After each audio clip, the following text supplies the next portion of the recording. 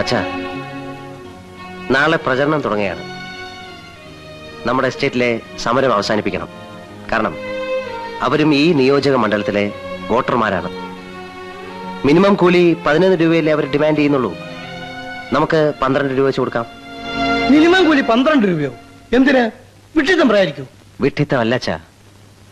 വലിയ തമ്പുരാൻ 10 പൈസ കൂടുതൽ തരില്ല എന്ന് പറയുന്നു.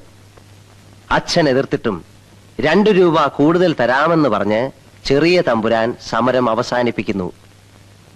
തൊഴിലാളികളുടെ ഇടയിൽ എന്റെ സ്ഥാനം എന്തായിരിക്കും?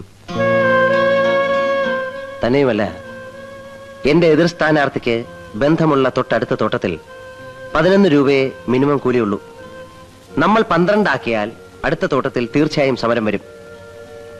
ഇലക്ഷന്റെ ബഹളത്തിനിടയിൽ സമരം ഒതുക്കാൻ അയാൾക്ക് സമയം കിട്ടിയെന്ന് വരില്ല.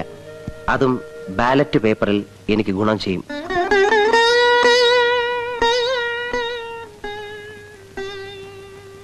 നീ എന്നേക്കാൾ മിടുക്കനാണ്.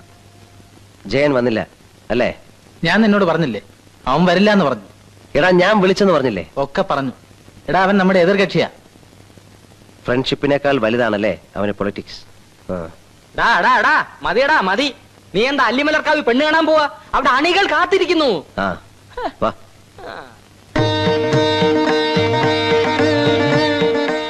മുത്തശ്ശി, ഞാനൊരു യുദ്ധത്തിന് പോവുകയാണ്. എന്നെ അനുഗ്രഹിക്കണം. ശ്രീ പത്മനാഭ ഭഗവാനെ, എന്റെ മോൻ എവിടെ പോയാലും ജയിക്കും. മുത്തശ്ശനോട് പറഞ്ഞിട്ട് പോ.